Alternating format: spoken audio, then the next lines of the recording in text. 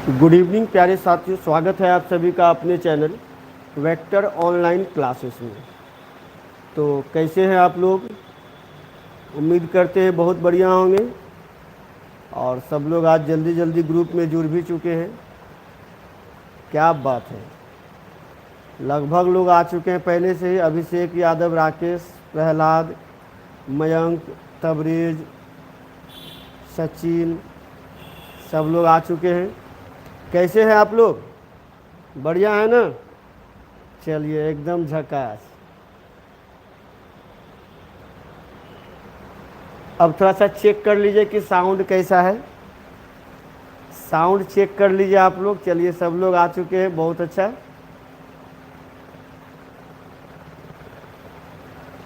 Sound check कर लीजिए जल्दी से आप लोग। तबरेज लिख रहे हैं everything is fine, very good. Good morning sir, good morning सभी को। Hello.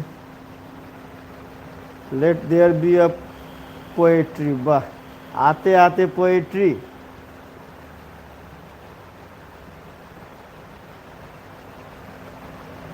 What a great sound sir, very good, thank you. चलिए स्टार्ट करें हम लोग। स्टार्ट करें हम लोग। आज हम लोगों का एक नया सेशन स्टार्ट हो रहा है। अभी से पहले हम लोगों का ऑप्टिक्स चल रहा था, और ऑप्टिक्स में हम लोग टोटल 10 सेट देख चुके हैं। एक सेट में अप्रॉक्स 20 क्वेश्चन था, तो कुल मिलाकर के हम लोग 200 क्वेश्चन देख चुके हैं। ठीक है, इलेक्ट्रोस्टैटिक्स में। आज से स्टार्ट होने वाला है ऑप्टिक्स, जिसमें हम लोग इसमें भी 200-250 ऑब्जेक्टिव देखेंगे। और इतना तो कम से कम ज़रूर देखेंगे कि एक भी ऑब्जेक्टिव आपका छूटेगा नहीं। ठीक है, सब लोग बस कंटिन्यू रहिए, क्लास करते रहिए, आपका ऑब्जेक्टिव नहीं छूटेगा। ठीक है, तो चलिए स्टार्ट करते हैं हम लोग आज का क्लास। ऑप्टिक्स है आज का क्लास। ऑप्टिक्स से हम लोग ऑब्जेक्टिव देखेंगे। अच्छा, ऑप्टिक्स का मतलब क्या है? ऑप्टिक्स का मतलब होता है प्रकाशिकी। देखिए, यहाँ लिखा हुआ है प्रकाशिकी, हिंदी में लिखा हुआ है क्या आपका? प्रकाशिकी लिखा हुआ है। ठीक है, प्रकाशिकी में क्या होता है? ये कहें हम लोग साइंस का एक ऐसा ब्रांच है जिसमें हम लोग लाइट के बारे में पढ़ते हैं। लाइट के बारे में पढ़ते हैं, और लाइट संबंधित जितना भी फेनोमेनन है, जितना भी तरह का ऑब्जेक्टिव है, सबका सब हम लोग इसमें पढ़ेंगे। जितना तरह का गुण है लाइट से संबंधित, सब चीज़ हम लोग इसमें आज पढ़ने वाले हैं। लेकिन हम लोग ऑब्जेक्टिव देख रहे हैं, थ्योरी जहाँ ज़रूरत पड़ेगा हम लोग थ्योरी को देखते जाएंगे। ठीक है ना? चलिए, तो स्टार्ट करते हैं आज का क्वेश्चन। और वही 20-21 क्वेश्चन हम लोग पर डे के हिसाब से करेंगे। तो चलिए स्टार्ट करते। सबसे पहला क्वेश्चन ये आपका स्क्रीन पे, और बहुत आसान क्वेश्चन। सबसे पहला question, sir Zaid is not attending the class. अच्छा, कोई बात नहीं, कुछ काम कर रहा होगा, रहने दीजिए। ठीक है, तो देखिए स्टार्ट कर रहे हैं हम लोग क्लास। और आज का क्लास का सबसे पहला ऑब्जेक्टिव आपके स्क्रीन पर है। सबसे पहला ऑब्जेक्टिव आपका स्क्रीन पर है, देखिए क्या है। पहला ऑब्जेक्टिव है आपका, प्रकाश तंतु किस सिद्धांत पर कार्य करता है। अभी स्टार्टिंग का क्वेश्चन बहुत आसान रहेगा, तो आप जवाब दे सकते हैं। क्या है? प्रकाशीय तंतु किस सिद्धांत पर कार्य करता है। सबको पता है इसके बारे में, और सबने एक जैसा आंसर दिया है बी। सरमाज, तबरेज, राजा, अभिषेक, संतलाल, मयंक, सबका आंसर है बी। लेकिन सबका आंसर बी है जी। पहला ही आंसर आप लोग का गलत है। प्रकाशीय तंतु, इसको हम लोग ऑप्टिकल फाइबर बोलते हैं। हम लोग ऑप्टिकल फाइबर बोलते हैं। ये पूर्ण आंतरिक परावर्तन पर काम करता है आपका। हाँ, राकेश का आंसर सही है। अभिषेक, मयंक, सद्दाम का आंसर सही है। ए होगा इसका आंसर। पूर्ण आंतरिक परावर्तन कहें हम लोग, या कहें संपूर्ण आंतरिक परावर्तन, किस सिद्धांत पे कार्य करता है? ये संपूर्ण आंतरिक परावर्तन के सिद्धांत पर कार्य करता है। ऑप्शन नंबर ए आपका सही आंसर होगा। ठीक है ना? चलिए, अब सही आ रहा है आंसर, कोई बात नहीं। चलते हम लोग 2 नंबर क्वेश्चन पे। ये रहा आपका 2 नंबर क्वेश्चन। क्वेश्चन क्या है देखिए, बोला गया है क्या कि एक वस्तु के 3 प्रतिबिंब प्राप्त करने के लिए 2 समतल दर्पण को कितने कोण पर झुकाकर रखना होता है। आपके पास 2 समतल दर्पण होता है, दोनों समतल दर्पण को कितना एंगल पर झुका के रखें कि प्रतिबिंब कितना आ जाए, 3 प्रतिबिंब आ जाए, ठीक है ना। तो प्रतिबिंब की संख्या निकालने का तरीका होता है आपके पास में, प्रतिबिंब की संख्या निकालने का तरीका ये होता है n बराबर 360/θ। एक तो ये होता है, लेकिन ये होना चाहिए ऑड नंबर, ये होना चाहिए ऑड नंबर, मतलब विषम संख्या। अगर सम संख्या आ जाएगा, सम संख्या आने पर एक घटा देंगे, सम संख्या अगर आ जाएगा तो एक क्या करेंगे, घटा देंगे। जैसे देखिए अभी बोला 3 प्रतिबिंब प्राप्त करना, आंसर के हिसाब से 360, पहला कोण कितना है 60 डिग्री, तो 60 डिग्री लगाइएगा तो कितना हो जाएगा, 6 के 36, 6 प्रतिबिंब, जो कि नहीं होगा आंसर। 90 रखिएगा तो 90 बटे कितना हो जाएगा 60, 90 रखिएगा ये होगा 4, एक माइनस कर दीजिए 3, ये आंसर सही हो सकता है, ये आंसर सही हो जाएगा आपका। तो आंसर कौन सा सही होगा, बी नंबर आंसर सही होगा, और सबका आंसर बी है। चलिए अभिषेक, राजा, शर्मा, संतलाल, सद्दाम, अभिषेक, राकेश और सोनी, राजा कुमार यादव, प्रहलाद, सबका आंसर बी है। बहुत अच्छा, इसका आंसर हो जाएगा आपका बी नंबर आंसर हो जाएगा, ठीक है ना। तो 2 का आंसर हो जाएगा आपका बी नंबर आंसर, ठीक है। चलते हम लोग 3 नंबर क्वेश्चन पे। ये रहा आपके स्क्रीन पे तीसरा नंबर क्वेश्चन।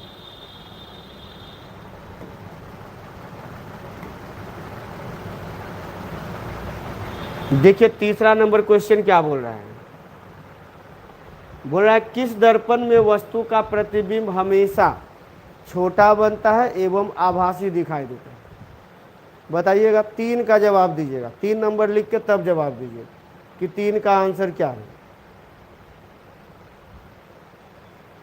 सबका आंसर बी है, अमन, नीतीश, तबरेज, प्रहलाद, मयंक, राजा और सद्दाम, राकेश, सबका आंसर बी है। चलिए बी तो गलत है, गलत है, याद नहीं है आप लोग को कुछ भी, थ्योरी पढ़ के नहीं बैठे हैं आप लोग, थ्योरी पढ़ के बिल्कुल भी नहीं बैठे, कोई फ़ायदा नहीं होगा पढ़ के, याद रखिए। आज तो आप लोग थ्योरी पढ़े नहीं हैं, अगले दिन थ्योरी पढ़ के तब जवाब दीजिएगा आप लोग, नहीं तो सारा क्वेश्चन गलत होगा। देखिए दर्पण का प्रतिबिंब हमेशा छोटा कब बनता है, तो उत्तल दर्पण में प्रतिबिंब छोटा बनता है, जो भी प्रतिबिंब बनता है यहाँ पे बनता है, छोटा प्रतिबिंब बनता है उत्तल में, और उत्तल का आंसर है बी नंबर। तो जिनका जिनका आंसर बी है उत्तल, वो सब सही है। राजा, सद्दाम, राकेश, शर्माज, नीतीश, संतलाल, रोहन, इनका आंसर बी है, और शर्माज का आंसर सी है, जो कि गलत होगा, अवतल नहीं होगा, उत्तल होगा। चलिए कोई बात नहीं, होता है होता है, बड़े बड़े शहरों में छोटी छोटी घटनाएं होती रहती है, तो होने दीजिए, होगा फिर ख़त्म हो जाएगा। क्या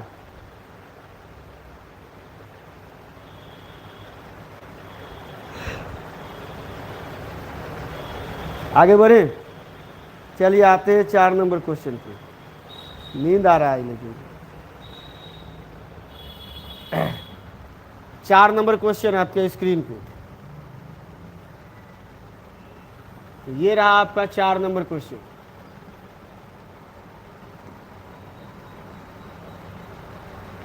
सुनिए क्या बोल रहा है, बोला प्रिज्म से होकर गुजरने वाले श्वेत प्रकाश का न्यूनतम विचलित अवयव कौन सा होता है। यानी कि जब प्रिज्म से होकर के प्रकाश गुजरता है तो सारा रंग का विचलन होता है, तो बताइए सबसे कम विचलन कौन सा रंग का होगा।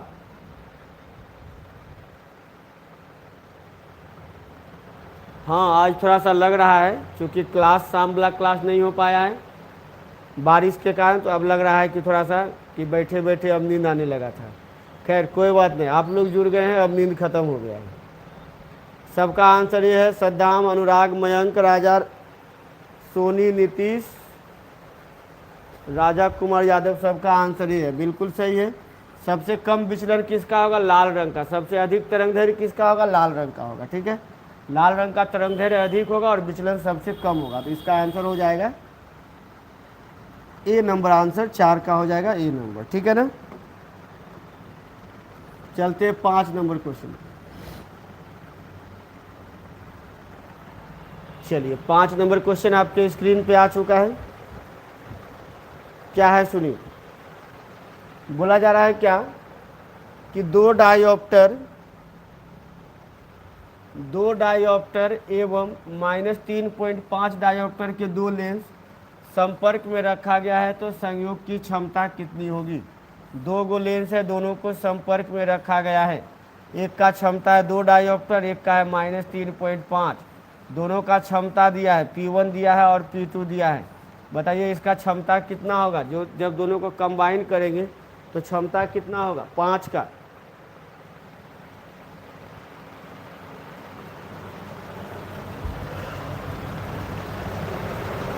पाँच का आंसर बताइएगा। बी बी बी बी आ रहा है ना।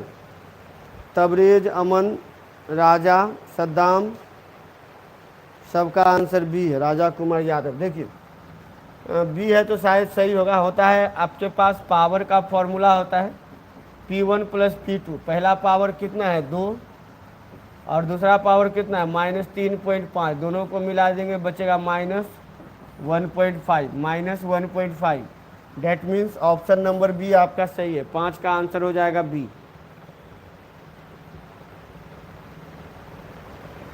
पाँच का आंसर क्या हो जाएगा? बी नंबर आंसर होगा आपका 5 का। कितना नंबर आंसर होगा? बी नंबर आंसर होगा 5 का आपका।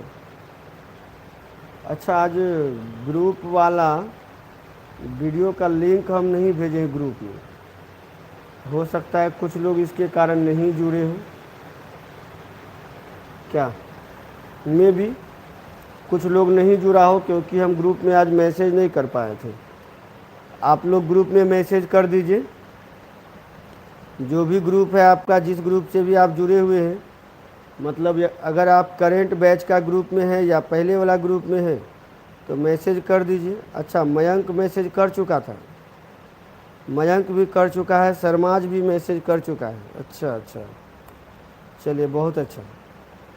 और दूसरा ग्रुप में कोई भी नहीं? दूसरा ग्रुप में कोई नहीं किया था मैसेज, तो दूसरा ग्रुप में भी हम मैसेज कर देते हैं। दूसरा ग्रुप में आपका मैसेज चला गया है। ठीक है, तो अब सब लोग लाइव हो जाइए। जो लोग नहीं जुड़े थे सब लोग लाइव हो जाइए। कोई भी नहीं बैठेंगे, सब लोगों को जुड़ना है। वीडियो के लिंक को भी शेयर कर देना है और वीडियो भी एक दूसरे को शेयर कर देना है। लाइक भी कर दीजिए आप लोग। वीडियो को कर दिए? क्या हो गया ना? चलिए आते हम लोग अगला क्वेश्चन पे। अगला क्वेश्चन देखिए क्या होगा। अगला क्वेश्चन होगा आपका क्वेश्चन नंबर 5। क्वेश्चन नंबर 5 तो हो चुका है। 6 नंबर क्वेश्चन पे आते हैं हम लोग। ये रहा आपके स्क्रीन पे 6ठा नंबर क्वेश्चन। हाँ, इसका जवाब आप लोग सोच समझ के दीजिएगा, बिना सोचे आंसर नहीं दीजिएगा। Sir there will be an online classes here. कहाँ कहाँ है, क्या है बताइए। अच्छा, ITI के बारे में लिख रहे हैं। ITI का क्लास अभी नहीं हुआ है। चैप्टर स्टार्ट होगा, ख़त्म होगा एक चैप्टर, तब ITI का ऑनलाइन होगा। फिलहाल अभी आपका फिजिक्स का ऑनलाइन है, तो देख सकते हैं, आपका भी काम आएगा। चलिए 6 नंबर क्वेश्चन है आपका। तरंगदैर्घ्य के बढ़ने से अपवर्तनांक पर क्या प्रभाव पड़ता है? तरंगदैर्घ्य के बढ़ने से अपवर्तनांक पर क्या प्रभाव पड़ता है? CBT रिजल्ट 10 तारीख को या 11 तारीख को आ जाएगा बाबू। सीबीटी का जो रिजल्ट है आपका, सीबीटी का रिजल्ट 10 या 11 तारीख को आ जाएगा। ठीक है, इंतज़ार कीजिए, सब्र का फल मीठा होता है, सुने हैं ना। अभी फ़िलहाल बोर्ड का तैयारी कीजिए, जो लोग बोर्ड का एग्ज़ाम दे रहे हैं बढ़िया से मेहनत कीजिए और क्वेश्चन का जवाब दीजिए। देखिए 6 नंबर का जो क्वेश्चन है आपका क्या है, 6 नंबर का क्वेश्चन है तरंगदैर्घ्य के बढ़ने से अपवर्तनांक के मान पर क्या प्रभाव पड़ता है। आंसर तो वैसे सबका ए है, दिलखुश, सरमाज, संतलाल, करीम, सरमाज, राजा आनंद सबका, और संतलाल का ये है। देख लेते हैं। देखिए यहाँ एक फार्मूला होता है, तरंगदैर्घ्य और अपवर्तनांक के बीच एक फार्मूला होता है, म्यू बराबर होता है ए बटे लैम्डा का स्क्वायर प्लस बी बटे लैम्डा टू दी पावर 4, या ऐसा कि हम लोग म्यू जो है व्युत्क्रमानुपाती होता है लैम्डा स्क्वायर का। तो इसको ध्यान दीजिए, अगर तरंगदैर्घ्य ज़्यादा होगा तो अपवर्तनांक क्या होगा, कम होगा। तरंगदैर्घ्य कम होगा तो अपवर्तनांक क्या होगा, ज़्यादा होगा। अब बोला क्या, तरंगदैर्घ्य को बढ़ाना है, ये दोनों उल्टा समानुपाती है ना। तो तरंगदैर्घ्य बढ़ाना तो अपवर्तनांक का मान क्या होगा, अपवर्तनांक का मान घटेगा। ऑप्शन नंबर ए हो जाएगा। और ए नहीं था आंसर, अच्छा ए था आंसर सबका, हाँ ठीक है, सबका आंसर ये था ना, संतलाल, दिलखुश, सरमाज, करीम, सबका आंसर ये है। चलिए सर 12th क्लास का आंसर, 12th क्लास का आंसर नहीं, 12th क्लास का अभी ऑब्जेक्टिव चल रहा है, इसका आंसर आप लोगों को देना है, ठीक है ना, इसका आंसर आप लोगों को देना है। चलिए आते हैं हम लोग 7 नंबर क्वेश्चन पे, और ये रहा आपके स्क्रीन पे क्वेश्चन नंबर 7। जवाब दीजिएगा 7 नंबर क्वेश्चन का। बोला गया है क्या, सुनिए, बोला गया है दो समतल दर्पण है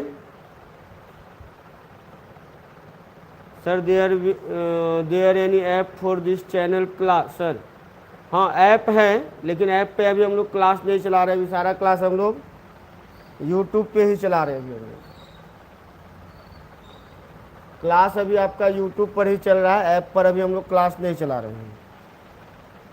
देखिए बोला दो समतल है, दोनों के बीच एक वस्तु रखा गया है, यदि दो दर्पण के बीच का कोण 60 डिग्री है। याद कीजिए हम बताए थे, अगर दो दर्पण एक दूसरे से कुछ एंगल पर रखा गया है तो number of image equal to होता है 360 बाई थीटा।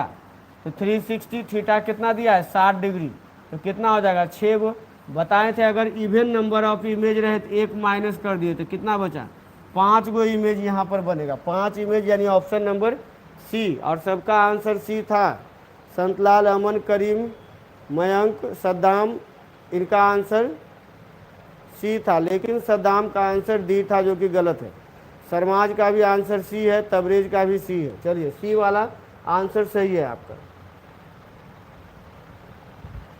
बीच बीच में आप लोग चैनल को लाइक कर दीजिए, और जो वीडियो का लिंक है अपने दोस्त लोग को भी शेयर करते जाइए, ठीक है। चलिए फिर एक क्वेश्चन आ गया आपके पास, देखिए बोला गया है क्या तरंगदैर्घ्य का मान बढ़ने से अपवर्तनांक पर क्या प्रभाव पड़ता है। सेम क्वेश्चन आ गया, तरंगदैर्घ्य बढ़ेगा अपवर्तनांक घटेगा, 8 का बी, 8 का बी, 8 का बी, कौन कौन मारे हैं बी, राजा, मयंक, अमन, सरमाज और तबरेज, करीम, राजा, यादव, प्रहलाद, सद्दाम, सबका आंसर बी है। चलिए सबका आंसर बी है जो कि बिल्कुल करेक्ट है, ठीक है, सही है। चलिए आते हैं 9 नंबर क्वेश्चन पे। चलिए ये रहा आपके स्क्रीन पे क्वेश्चन नंबर 9। नीतीश का भी बी है, इतना बार लिखते हैं, देख लिए हम आपका। अनुराग का ए है, ए नहीं होगा, बी होगा। संतलाल का भी बी था और सद्दाम का भी बी था। चलिए अगला क्वेश्चन देखिए, क्वेश्चन है आपके पास, प्रकाश हवा से कांच में प्रवेश करता है तो इसका तरंग है। अब देखते हैं कौन कौन सही बताता है, जिनका सही होगा उसको उन सभी को मेरे तरफ से चॉकलेट। देखते हैं किनका किनका सही हो रहा है। जिसका सही होगा 9 का B B B B B B B, Karim, Priyanshu, Prahlad, Aman, Priyanshu, Raja, Saddam, Nitish, सबका आंसर बी होगा। सबको लगता है चॉकलेट देना पड़ेगा, लेकिन चॉकलेट है कहाँ इसमें? चॉकलेट का सिंबल है ही नहीं।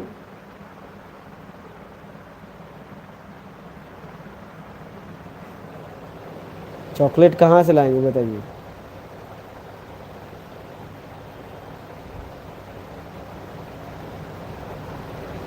जा,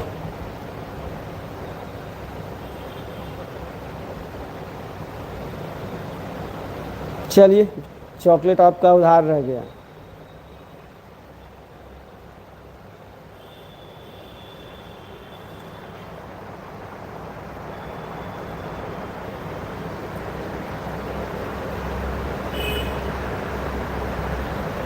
लीजिए,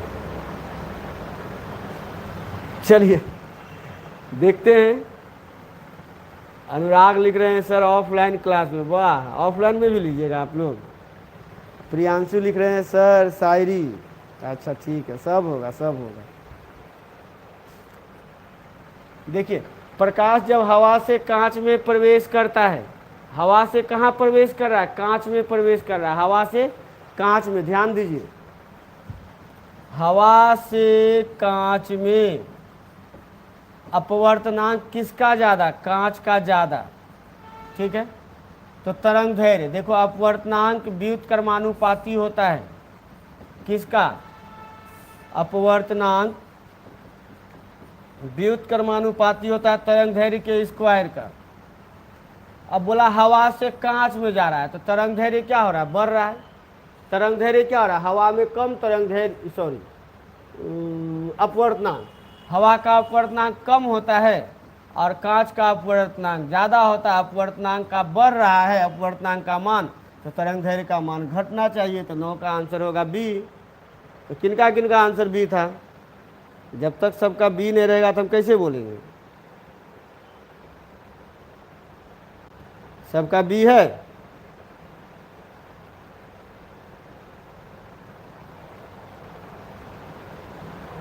You must burn yourself in the fire of hard work, turning your dream into reality. Luck will change one day, but you will have to believe in yourself today. Very good.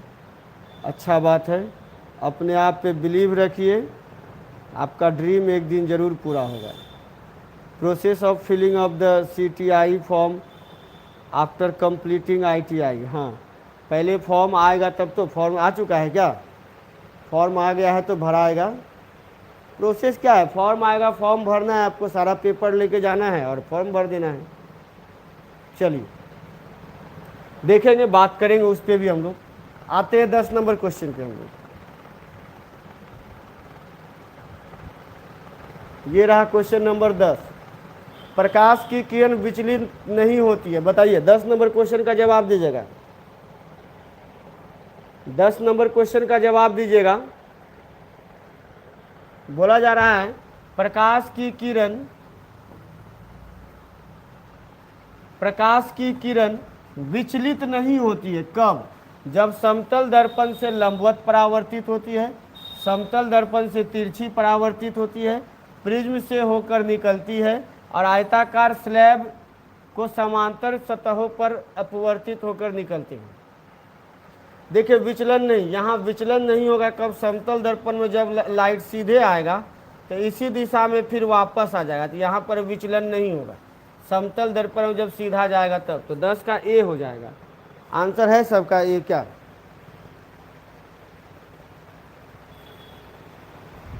अब answer छोड़ करके सब कुछ से कुछ लिख रहे हैं। तबरेज का आंसर ए है, संतलाल का डी है, गलत है।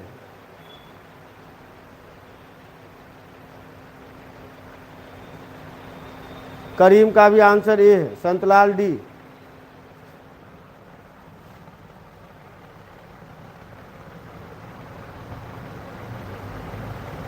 देखिए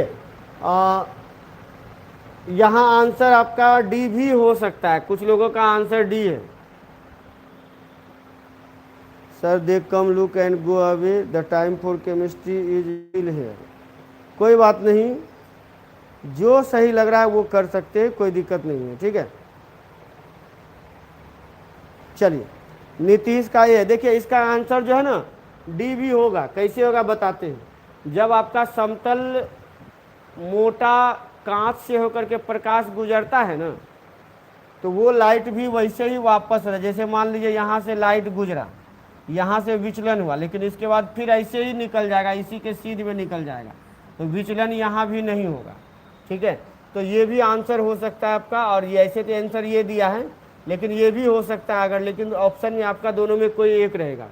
दोनों में कोई एक रहेगा तो आंसर आपका समतल दर्पण से वाला आंसर हो जाएगा। और आपका ये भी होगा, आयताकार पट्टी वाला भी आपका आंसर होगा। ठीक है ना।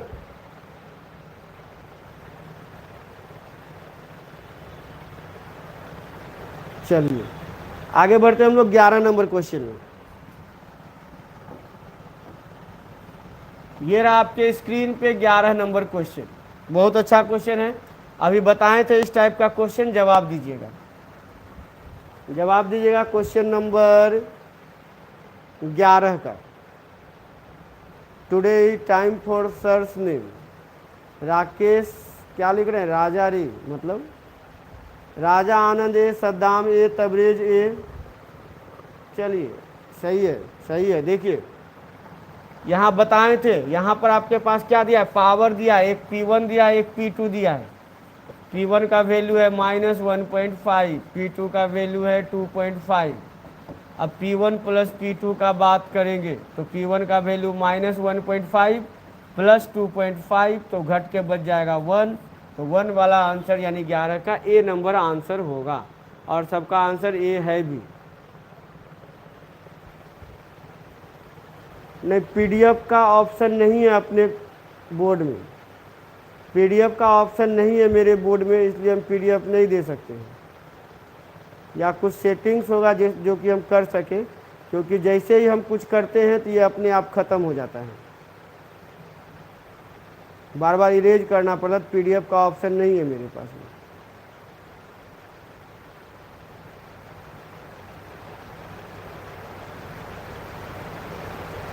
हाँ, पीडीएफ हम पूरा चैप्टर जो ख़त्म हो गया उसका प्रोवाइड कर सकते हैं। जैसे कि आपके पास इलेक्ट्रोस्टैटिक्स का, तो उसका पीडीएफ देखेंगे, अगर होगा तो दे देंगे हम। लेकिन ये वाला पीडीएफ का ऑप्शन नहीं है मेरे पास में। ठीक है, तो इसका आंसर क्या हो गया, ए नंबर हो गया। आते हैं हम लोग 12 नंबर क्वेश्चन में। चलिए बहुत बढ़िया क्वेश्चन है। जब तक नहीं बनाइएगा आंसर नहीं निकलेगा इसका। कुछ से कुछ बोलने पे इसका आंसर नहीं आएगा। देखिए हमको लगता है बता देना चाहिए, झूठ मूठ का आप अटेम्प्ट लीजिएगा, इसलिए देख लीजिए। ठीक है, देख लीजिए हम जो बता रहे हैं। बोला एक खगोलीय दूरबीन है, इसकी लंबाई कितना है, 16 मीटर है, और इसकी आवर्धन क्षमता कितना है, 3 मीटर है। तो लेंसों की फोकस दूरियां निकालें, लेंसों की फोकस दूरी निकालना है। ठीक है, तो ध्यान दीजिएगा, खगोलीय दूरबीन में दिया कि आवर्धन दिया है ना, ध्यान दीजिए। आवर्धन का फॉर्मूला, आवर्धन बराबर होता है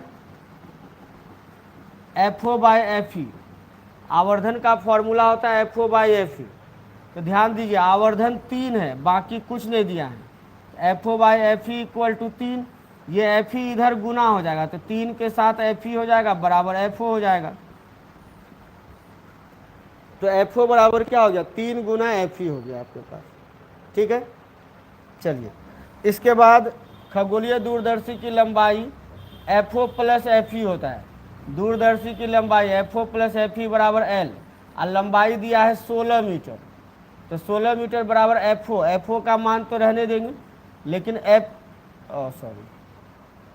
FO का मान देखो निकाल चुके हैं। FO का मान कितना निकालें, 3 गुना FE और प्लस FE, तो FE हो गया।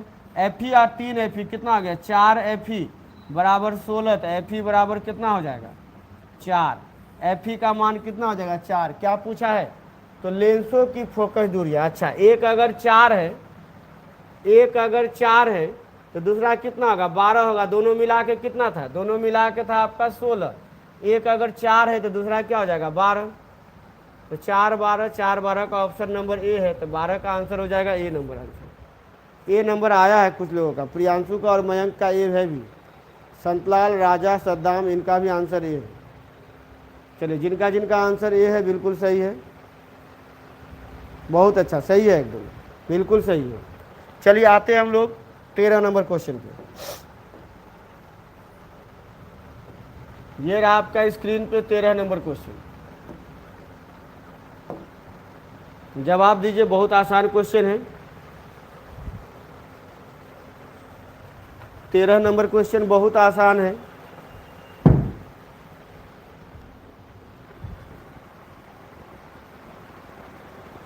बोला गया है क्या, सुनिए।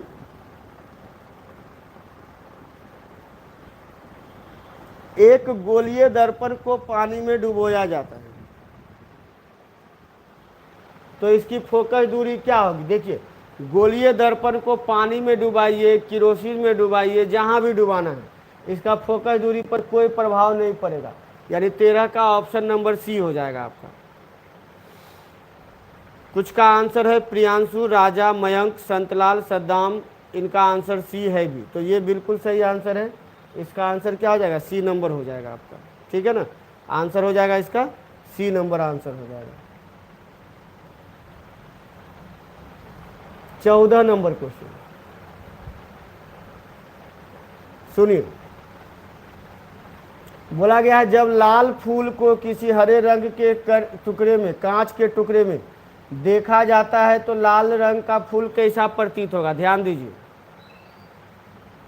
बोला लाल रंग का फूल है, लाल रंग का कोई फूल है, इसको देखा जा रहा है किस में,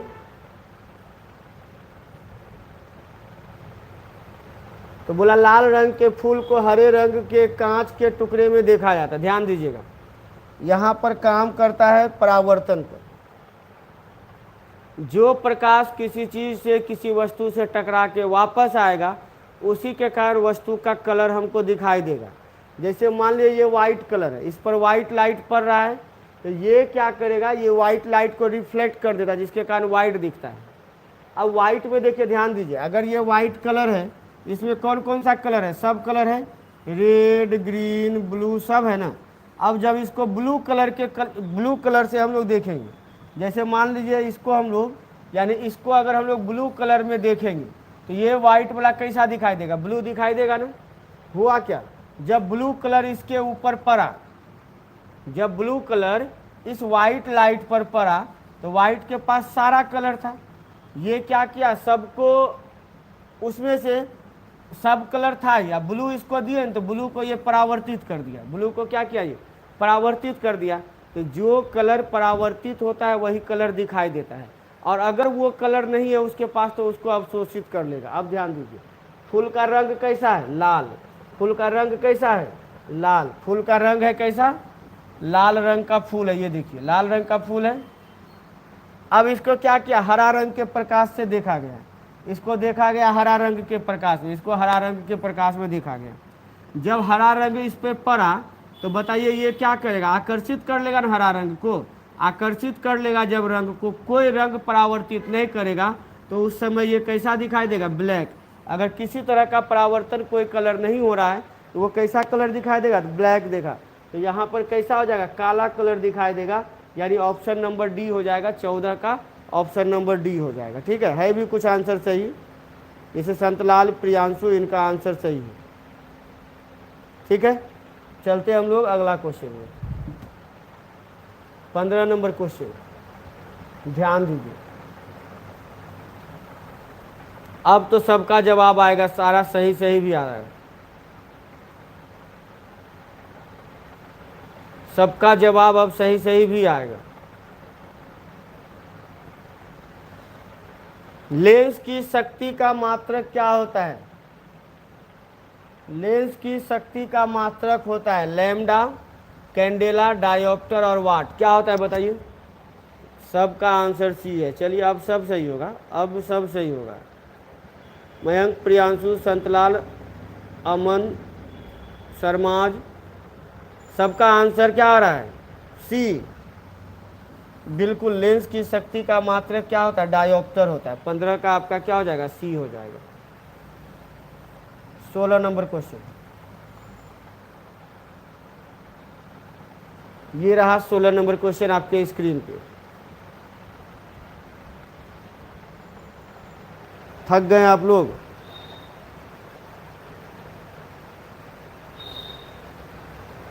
थकना मना है। 16 नंबर क्वेश्चन आपके स्क्रीन पे चल रहा है। ज़्यादा क्वेश्चन है, 20 क्वेश्चन ही करना है हम लोग को, और सारा आज आसान क्वेश्चन है यार। 16 का दिलखुश का आंसर आ रहा है ए। दिलखुश का आंसर क्या आ रहा है? ए नंबर आ रहा है। और किसी का? राजा का बी, प्रियांशु का बी, संतलाल का बी, अमन का बी, प्रियांशु का बी। देखिए बोला जा रहा है 10 सेंटीमीटर फोकस दूरी के उत्तल लेंस की क्षमता, 10 सेंटीमीटर फोकस दूरी के उत्तल लेंस की क्षमता बताइए। क्षमता का फॉर्मूला क्या होता है?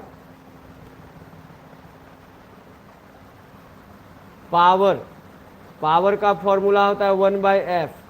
तो 1/f 10 सेंटीमीटर, लेकिन अगर सेंटीमीटर में दिया है इसीलिए क्या करेंगे, 100 से गुना कर देंगे, अब बटे 10 कर देंगे मीटर में। अब 10 दहाई 100, तो 10 डायोप्टर, 10 मीटर का पावर -1।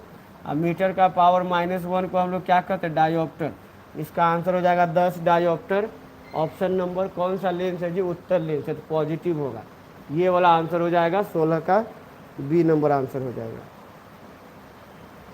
10 माइनस नहीं होगा। अगर अवतल लेंस रहता ना तब ये माइनस होता, उत्तल लेंस का प्लस में होगा आंसर। ठीक है। 17 नंबर क्वेश्चन,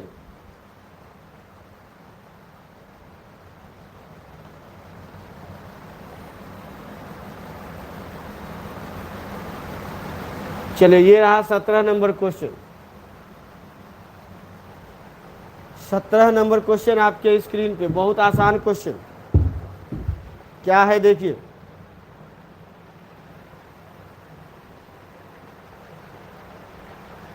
सत्रह का डी, तबरेज का डी, अमन का D, Mayank D, Priyanshu D, और ये बी कौन आ गया? Priyanshu B, Prahlad B, Priyanshu B.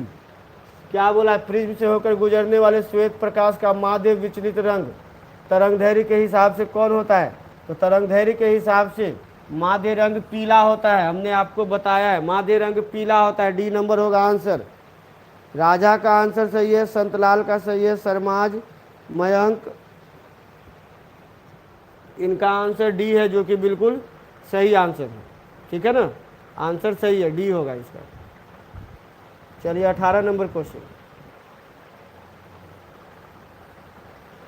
ये रहा 18 नंबर क्वेश्चन आपके स्क्रीन पे। आज बहुत आसान आसान क्वेश्चन आपको मिल रहा है, आज जवाब नहीं दीजिएगा तो फिर कैसे होगा बताइए। आज के जैसा आसान क्वेश्चन आपको नहीं मिलेगा।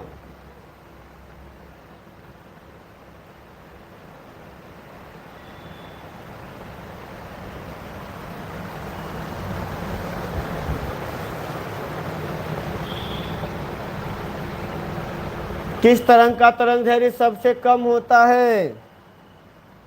लाल का तरंगदैर्घ्य सबसे अधिक और सबसे कम बैगनी का, तो आंसर हो जाएगा डी नंबर। अब बीच वाला कलर कौन सा है? पीला वाला, तो ये मिडिल कलर बीच वाला कलर है, मिडिल वाला। ठीक है। चलिए 19 नंबर क्वेश्चन, कांच के लिए किस रंग का अपवर्तनांक सबसे अधिक होता है?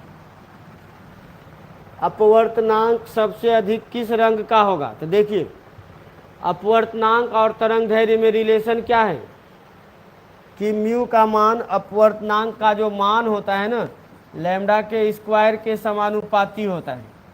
तो ध्यान दीजिए, बोला कांच के लिए किस रंग का अपवर्तनांक अधिक होगा? तो देखिए अपवर्तनांक को अधिक होने के लिए तरंगदैर्घ्य को कम होना पड़ेगा। तो सबसे कम तरंगदैर्घ्य किसका? बैगनी का। अपवर्तनांक सबसे अधिक किसका होगा? बैगनी का। तो 19 का आंसर हो जाएगा डी नंबर। किसी का आंसर सही नहीं है, एक का आंसर सही है, राजा कुमार यादव का आंसर सही है, और संतलाल राजा आनंद अभी सही है, बाद में बताएं आप लोग सही है। चलिए आंसर क्या हो जाएगा इसका? बैगनी रंग का हो जाएगा। ये रहा आपके स्क्रीन पे क्वेश्चन नंबर 20। ओह इतना आसान क्वेश्चन। किस रंग का तरंग दैर्घ्य सबसे अधिक होगा बताइए।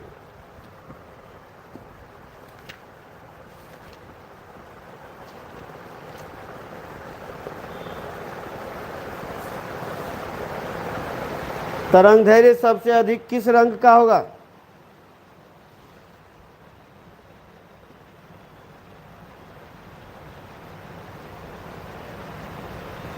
ए आ रहा है सबका, यानी लाल रंग का तरंग दैर्घ्य सबसे अधिक होगा। चलिए बहुत अच्छा। क्वेश्चन नंबर 21, चलिए ये क्वेश्चन का जवाब दीजिए। क्वेश्चन नंबर 21, किस रंग का म्यू अपवर्तनांक वाले पतले प्रिज्म का न्यूनतम विचलन कोण क्या होता है। न्यूनतम विचलन कोण डेल्टा का फॉर्मूला क्या होता है बताइए। न्यूनतम विचलन कोण डेल्टा का फॉर्मूला बताइए। चलिए पहला आंसर है प्रहलाद का बी। और कोई, दिलखुश का भी बी, राजा, मयंक, संतलाल, सबका आंसर बी है।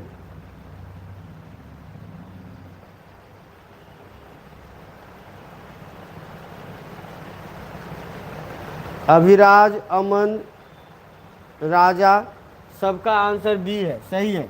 फॉर्मूला होता है डेल बराबर म्यू माइनस 1 इंटू ए, तो फॉर्मूला नंबर हो गया आपका बी। ये बिल्कुल सही आंसर है आपका, ठीक है। तो 21 नंबर का क्या हो गया, बी, और ये समाप्त। 21 क्वेश्चन, 21 क्वेश्चन हम लोग आज किए। हम लोग के पास 20-20 क्वेश्चन का सेट बना हुआ है, और पर डे के हिसाब से 20 क्वेश्चन हम लोग करेंगे। अगर 2-3 क्लास में थोड़ा सा स्पीड बढ़ा, अगर 2-3 क्लास में थोड़ा स्पीड बढ़ा तो हम लोग 20 को 25 क्वेश्चन करेंगे, लेकिन वो डिपेंड करेगा आपके ऊपर, आप कितना क्वेश्चन बढ़ा रहे हैं और कितना अच्छा से आप मेहनत कर रहे हैं, ठीक है ना। जब तक मेहनत नहीं कीजिएगा तब तक कोई फ़ायदा नहीं होगा। हाँ ठीक है, चॉकलेट आपके लिए रेडी रहेगा नेक्स्ट क्लास में।